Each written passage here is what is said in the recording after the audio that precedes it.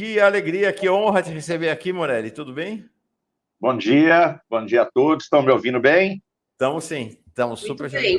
A alegria também é minha de estar conversando com todos vocês. Embora eu confesse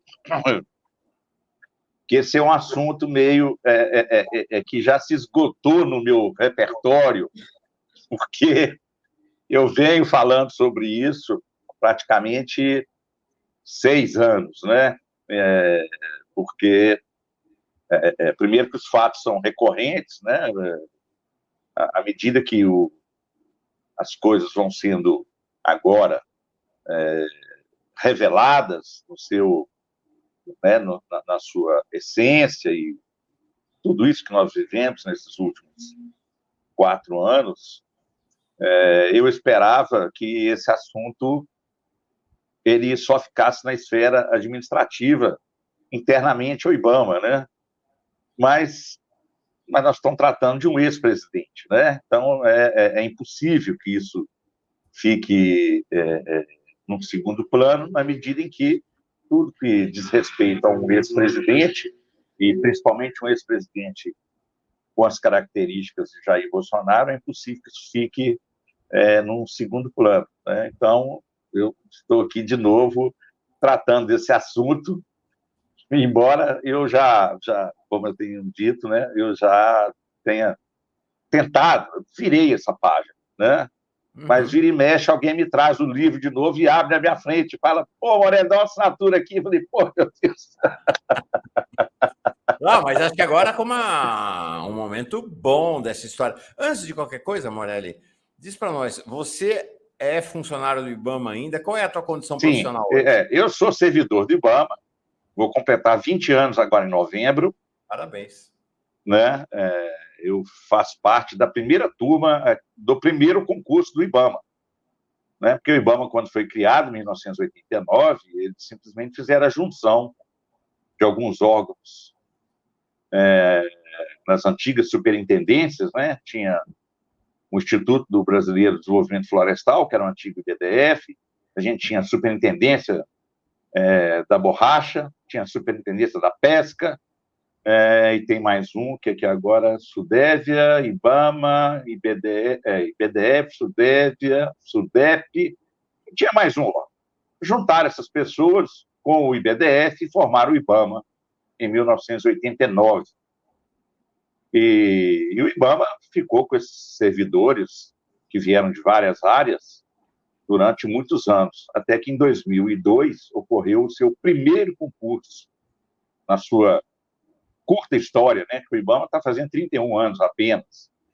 E eu me orgulho muito desses 31 anos, 20 eu estar dentro do órgão, né?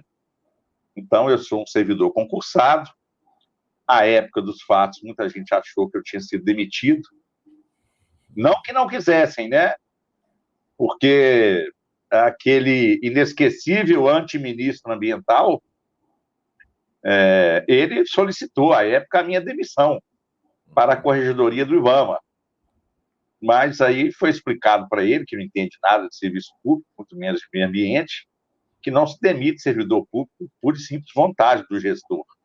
Né? Existe todo um processo e você tem que ter incorrido em alguma falha disciplinar grave, né? Que não era o caso.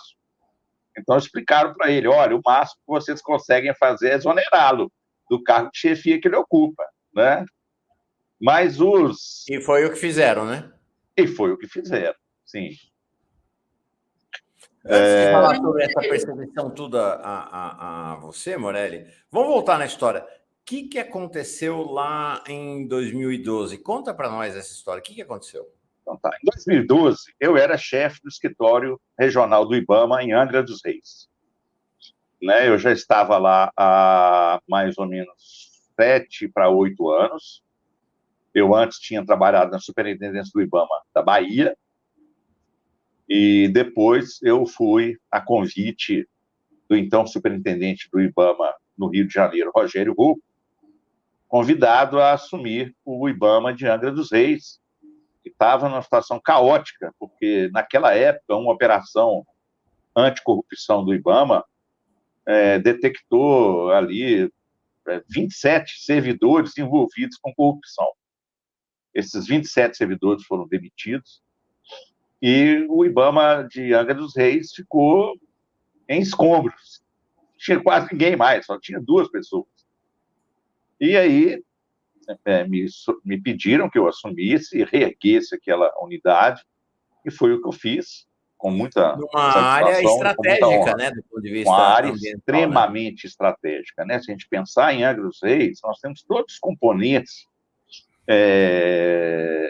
que estão no centro das atenções das questões ambientais. Nós temos um terminal petrolífero da Petrobras, nós temos lá uma indústria naval que fornece suprimentos para a indústria do petróleo, nós temos a usina nuclear de Angra, e temos também, eu me orgulho muito disso, de dizer que nós temos realmente assim, uma das melhores regiões litorâneas do país, em termos de riqueza, em termos de paisagem e em termos de preservação. Então, é uma área realmente muito estratégica e a gente fez um trabalho bastante interessante e bem sucedido naquela região. Pois bem, em 2012... Lá dentro tem essa estação ecológica de Tamoios, né? De Tamoios, que ela foi decretada e existe justamente em função da construção da usina nuclear.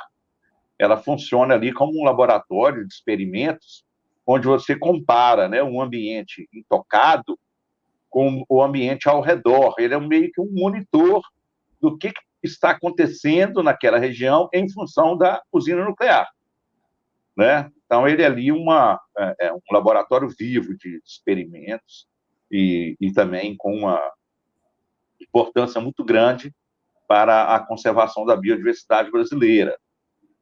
E, naquela época, entre outros problemas que aquela região possui, nós estávamos numa operação de combate à pesca ilegal, justamente a pesca nessas áreas, que são áreas de conservação, onde nenhuma atividade humana é permitida. Mas o alvo nosso, naquele dia, era uma pesca industrial que estava ocorrendo próximo a Paraty. E no caminho estava eu e mais, se não me engano, mais 7 ou 8 membros, inclusive o próprio superintendente do IBAMA do Rio de Janeiro, na nossa embarcação. A gente estava nos dirigindo então, para a região de Paraty, quando nós avistamos um bote com 3 pessoas ancorado ali num costão rochoso da ilha de Samambaia, que é uma das componentes da Estação Ecológica de Tamoios.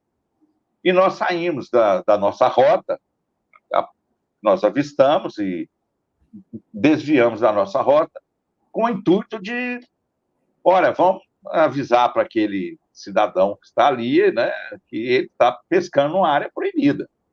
A gente não, ali, a verdade, não dava nem para saber se estava pescando na distância que a gente estava. A gente só viu um bote com 3 pessoas encostadas.